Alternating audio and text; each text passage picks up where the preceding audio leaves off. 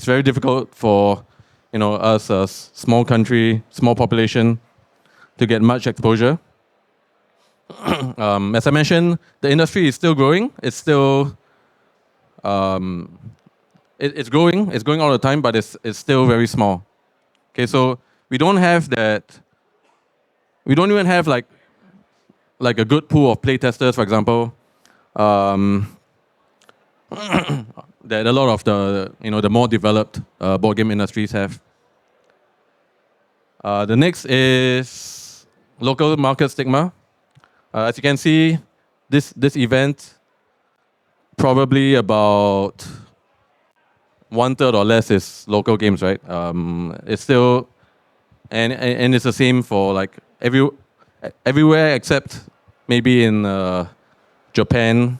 You see this happening. Like all the games from if you go to any board game convention, it's all going to be Western games. And people, and sometimes rightly so, have a poorer impression of games that come from Singapore or Asia. So these are all things that we're trying to fix. Because we need to sell games to the world. Okay, so we need to we can't just survive on local market. I think many creative industries are like that. Like books, movies. It's such a small local market. If you're able to sell all over the world, it's you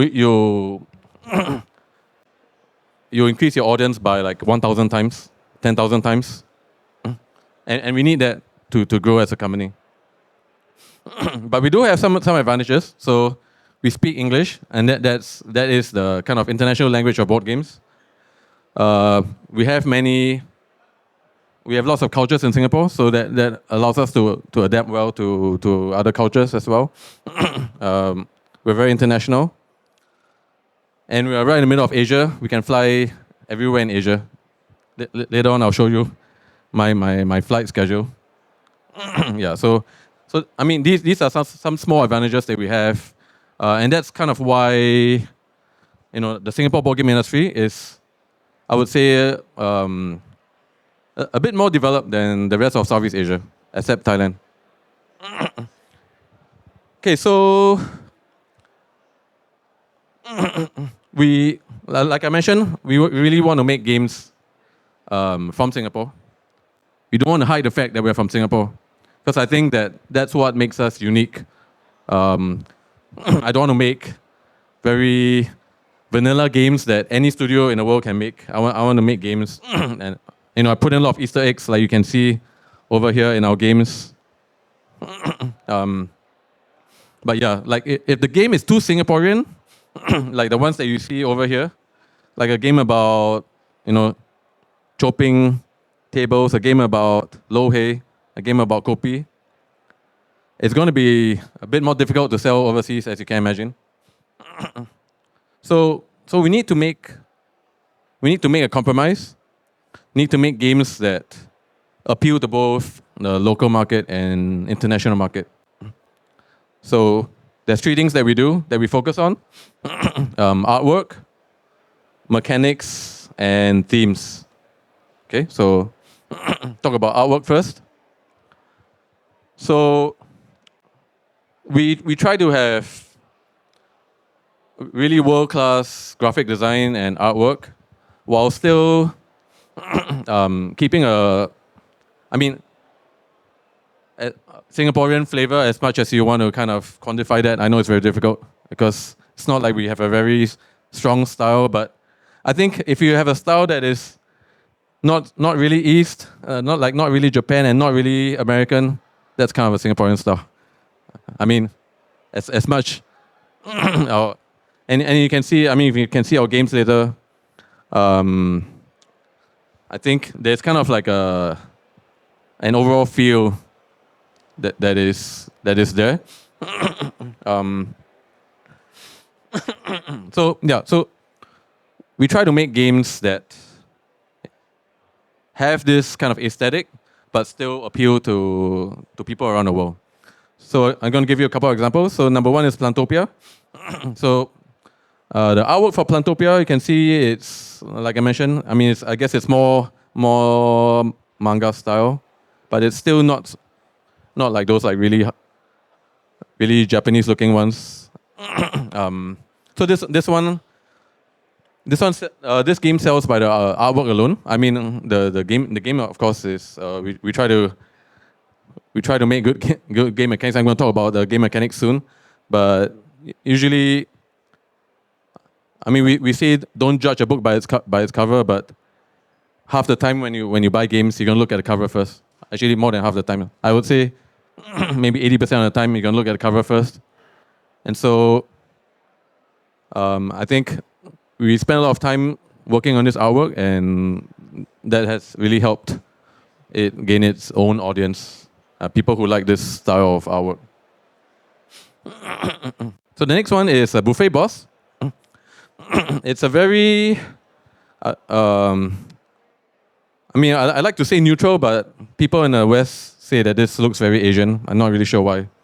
But yeah, I think it's quite international, and actually, it's going to be published in about 10 languages, and they're all going to be using the same cover. So I think that's my argument that it is quite international. Otherwise, they would have converted it to their own, I guess, style in their own territories. So it's a very bright and colorful game, and I think that suits our brand, and that is also something that is very universal. Okay. Okay, so now I'm going to talk about game mechanics. So when you play a fun game, most of the time, if it's fun in any language. As long as you know how to play the game, like maybe like reading a rulebook, watching a video, fun mechanics are universal. They port well in any language. For Origame, one thing that we try to do is all of our games, there's no language. So as long as you have rules, you can play it. You can have 5 people speaking different languages, and they can all play together. Okay, that's what I mean by language independent. And one thing that has been good is that our game design has been slowly been recognized as solid around the world. I mean, for lack of a better word, if you go to Board Game Geek, which is kind of the site that most people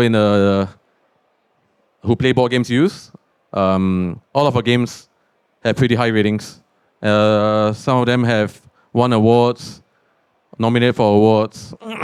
People starting to notice that our game design is very solid. Okay, so just like for the artwork, I'm going to give you 2 examples of our games.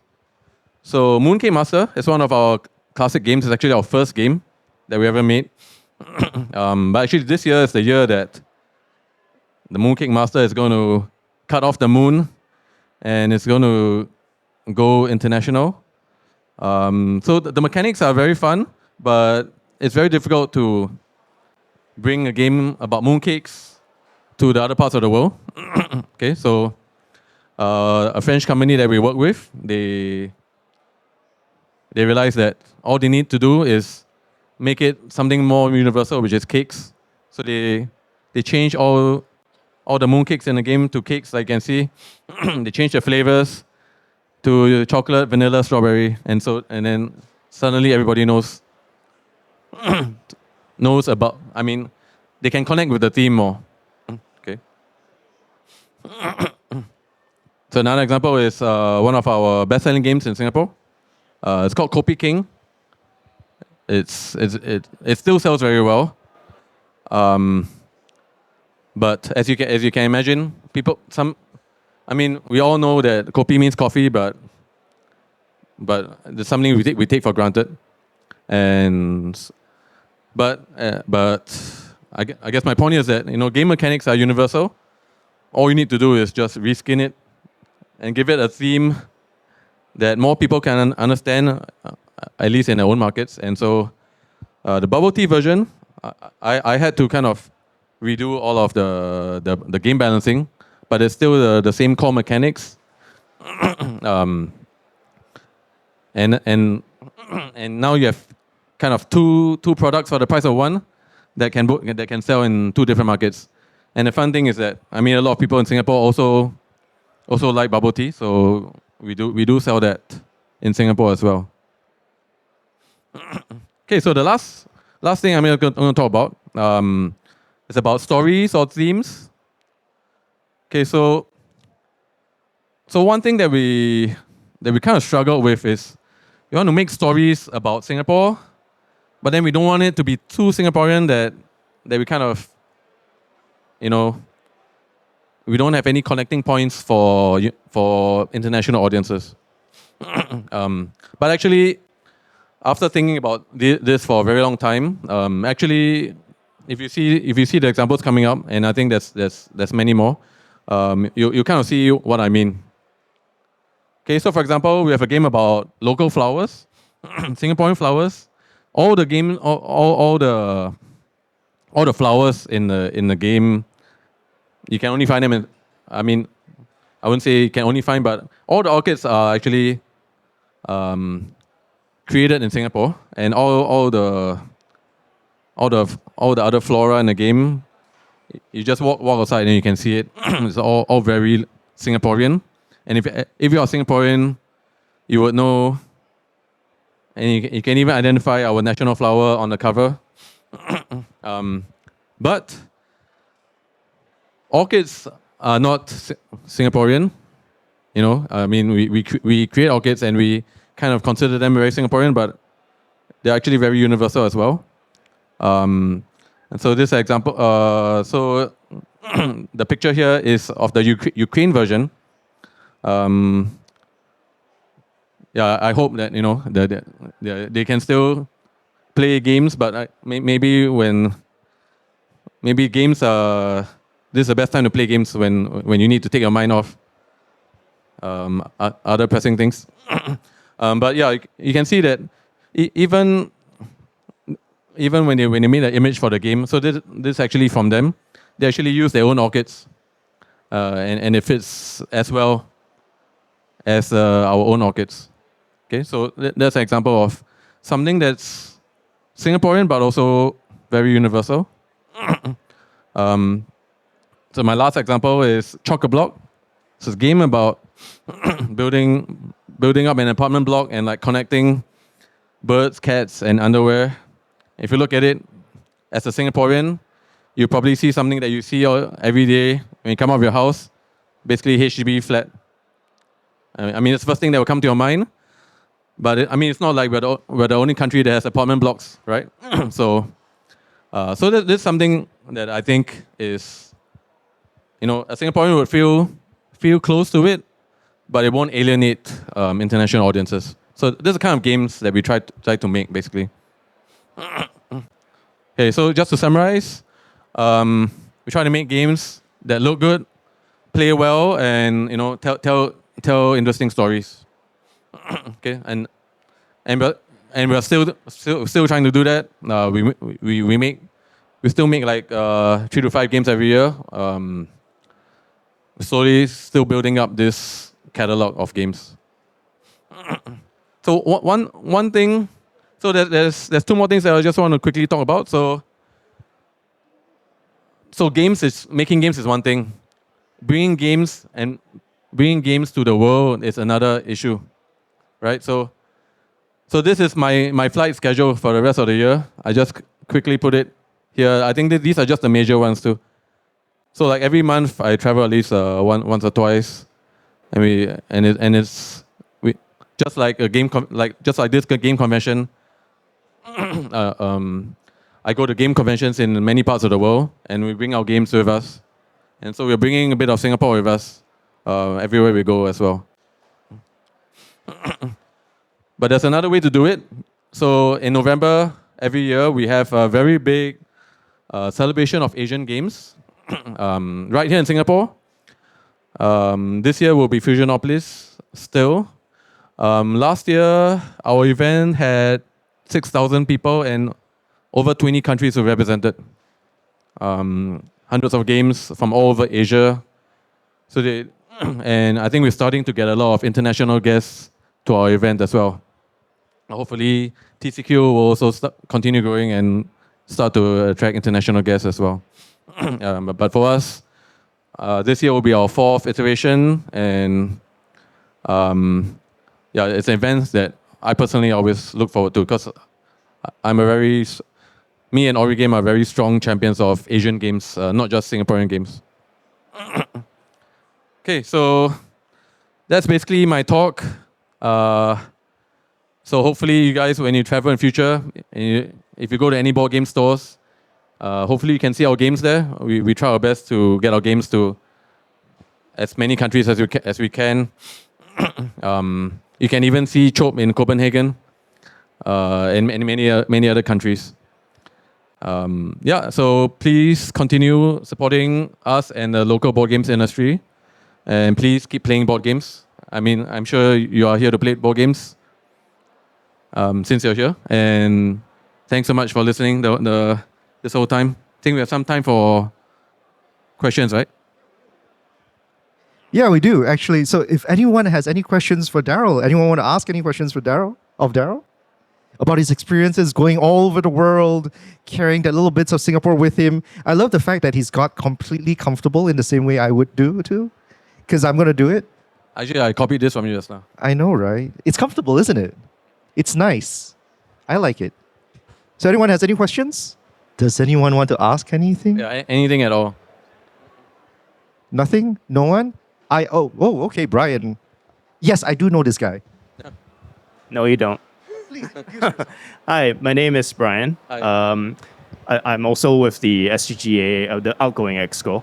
But just to get a sense of, you were talking about how it's, the 3 main problems of promoting your business as a board game. Those are just the 3 off the top of my head. Yeah. There's more for sure. How would you say, in terms of networking and relationships, how much impact does that have on you as a developer compared to like for us in the video game side of things, right? It's like, if you don't have a relationship with like Steam or PlayStation, you cannot get your games on this platform or things like that. Or like, if you know this YouTuber, suddenly your sales will skyrocket through the roof, that kind of thing. So is there things like that in the board game side of things? Yeah, I mean, I think the digital games side, you guys are more established. As in, it's been around for a bit longer, and you guys have kind of like a more set way of doing things. But for me right now, I'm just kind of like building the industry as we go along. So I feel like anything goes. So for example, recently we did a collaboration with Yu Yan Sang. I'm not sure. Let's say like a digital company would do that or even think about doing that. Right. So we actually made a game about learning about Chinese medicine. So if you play the game, you actually can learn about Chinese medicine. And now that game is sold in all the Yu Yan Sang stores in Singapore, which I think is about 50, that's quite a lot. And I mean, even 2 years ago, I don't think I would even have imagined that games can be a part of this demographic. We basically work with anyone and anyone. So we did a game with Mr. Kiasu. So you can see it's a game with Mr. Kiasu. Just did one of our games that we launched just this past weekend. It's a game called Cube Melt. It's a game about it's actually a Singaporean webcomic or cartoon. That's actually quite popular internationally. So we make a game about living as an ice cube, but then you're slowly melting to death. But you need to kind of establish your life goals as you go along. So I mean, because we don't have the resources that, I mean, we think we don't have resources, but I feel like if you're creative enough, I mean, it is a creative industry after all. Just try to find people that you can kind of enhance each other. I think games are very experiential medium, and you can work with anybody. I think, and I think board games, maybe even more than digital games, we hit that family demographic that a lot of corporations want as well. Like board games have a bit more friendly image, I think. Thanks for the question. No worries. Do you mind if I ask a follow-up question? No problem. Go ahead. Uh, why don't you ask yours first? No, go ahead. You.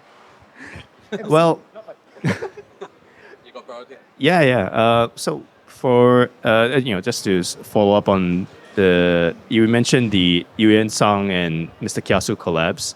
I guess for the benefit of everyone else in the room, I'm curious as to is that something?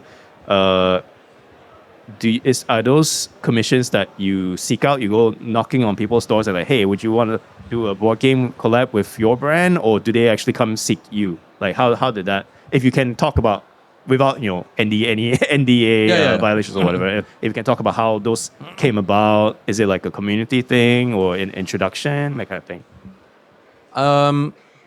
Of course, at the beginning, no one knew our brand, but I mean, over I think we're in our 5th year now, and actually, Yuan Sang is the one who looked for us, and Qmelt also, and there's a few more. I think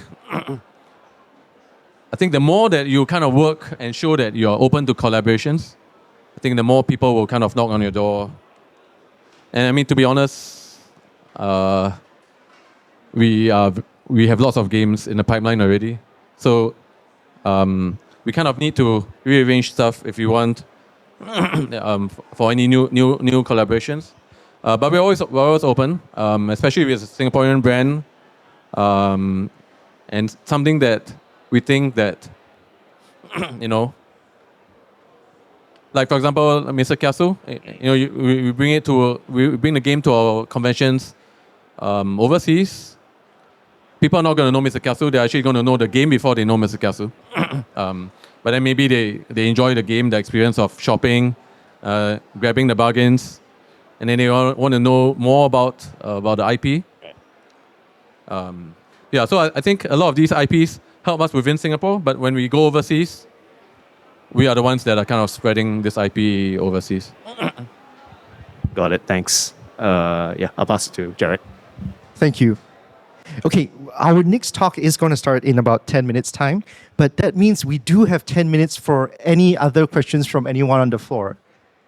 Anyone? Oh, cool. Awesome. Hi, just now you were talking about reskinning and changing the themes for in the international market. Yeah, just wondering, do you have any instances where do you work as a team or just yourself? Sure. I mean, my team is very small, so most of the time it's I was just wondering me. if you all have disagreements or if you change this theme, the whole game does not make sense. Do you have anything this kind of scenario? Yeah, so I think this is a very essential part of design. I think this applies to game design, graphic design, everything. If you work in a team, especially for game design, I think there is this. You want to make it as beautiful as possible, but then usually that conflicts with UI. I think anyone who makes games can kind of understand this point. I think it helps a lot that my team appreciates both aspects of this.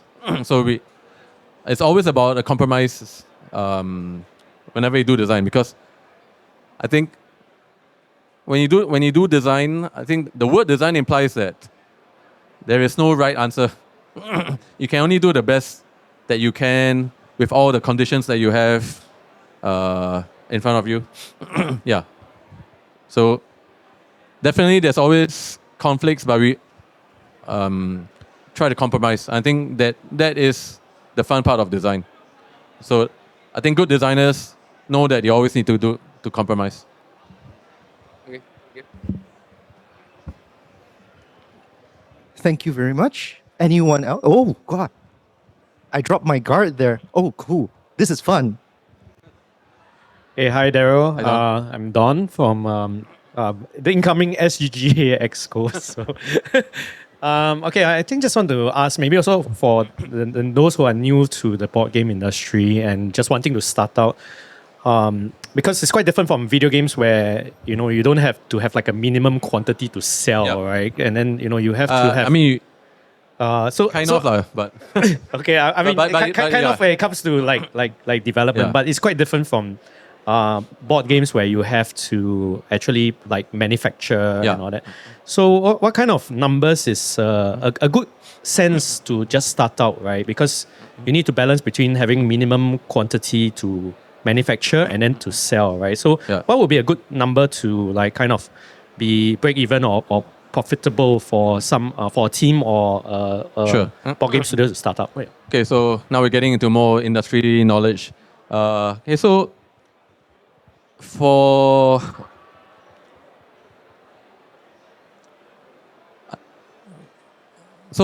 I would say that 90% of games that are manufactured, board games that are manufactured, are all done in China.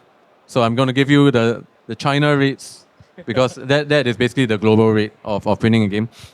so in China, most factories do a minimum run of 1,000 copies. Some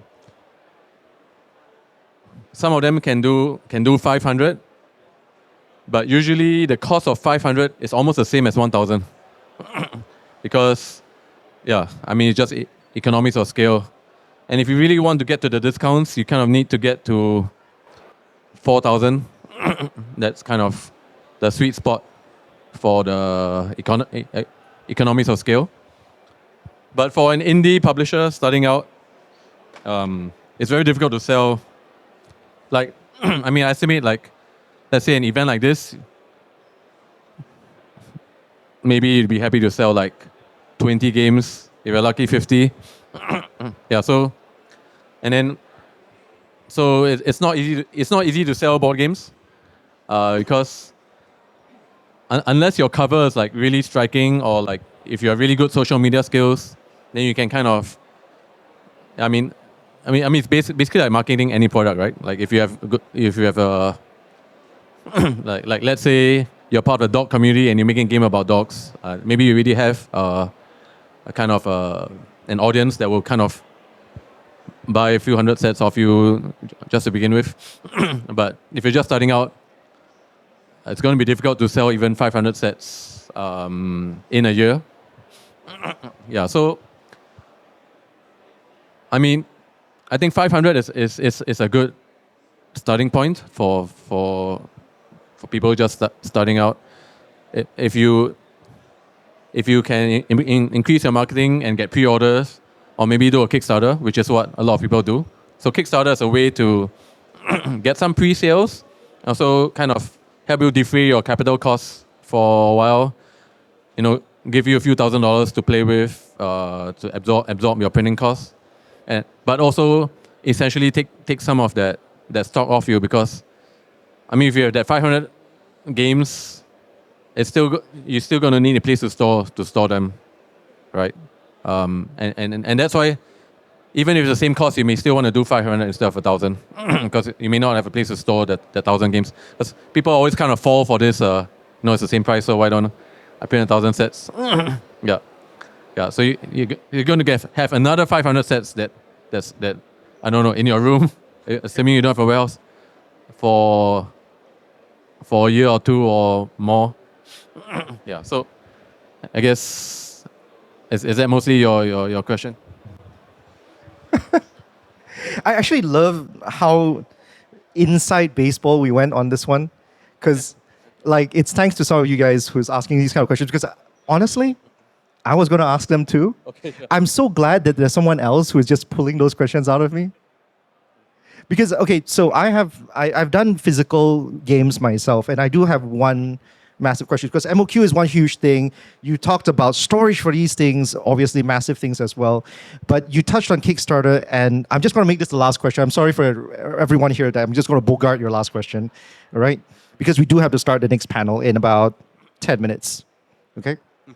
So because you touched on Kickstarter, and this is a bit of a landmine, I do apologize, I'm putting you on the spot, but there is conversations about how Kickstarter games don't make sales on shelves. Like, is this a thing? What would you advise for anyone who wants to try and like get a project off? Like, is putting into LGSs, local game shops, as important, or is it like, oh yeah, we'll just depend on Kickstarters and nothing else? What's the calculus involved in a Kickstarter project for a physical game these days? Okay, yeah. I mean, I think this topic can probably spend like 1 hour talking about it. But Oh no, what did I do? but I'm just going to kind of summarize quickly. So the good thing is that we've done both. In fact, yeah, so we've done 2 Kickstarters. Plantopia, I think that I showed earlier, was one of them. That one did very well. We had like, I think 5,000 backers, which I think is really, really high. So one thing about Kickstarter games is that I think you can kind of categorize games into like very gamer style games and then very family style games. I think for our brand Origame, we do more family style games, and that's why Kickstarter is not the best fit for it. So in a very, very general kind of like a very crude generalization is that the gamer games sell very well when they first come out because you're selling to a captive market, kind of something that I kind of mentioned before. So this captive market will follow, reviewers. They will follow the game industry, and if it's a theme that if it's a game or theme that people are talking about, they will buy lots to begin with, but then after that, it will taper down very quickly. And so this style of game is very suitable for Kickstarter because Kickstarter, you want a very kind of quick start because you want to see, like flash in the pan kind of thing. You want to see that snowball really coming out. But then, the flip side is family style games. So family style games, they're very hard to hype because they're games that you can play with families. I'm going to quickly sum up. I'm sorry. But they're not games that you can hype up, and they're not games that gamers will want to kind of do research on. But those have a very long tail, like for me, Kobe King. Right. So yeah, it's hard to make games that fit in both categories basically. So it's one or the other. Choose and know it, and then pick your platforms based on that. All right, great. Thank you very much, Daryl. Unfortunately, we do have a schedule to keep. Daryl, you have a booth back there. Origame is available here. If you guys want to have more like Q&As with Daryl, conversations with him, or even just try out his games, please go check out his booth. It's just behind the stage onto your right-hand side. Just hit all the way there. You'll be able to see his wonderful colors right there. All right, so guys, but don't leave yet. We still have a couple of talks. The next couple of hours, we have a couple of panels. So please stick around till then at least. Then after that, go bug Daryl with whatever questions you want to have. All right, I'll see you guys in a bit. Thank you very much, Daryl. Thanks, everybody.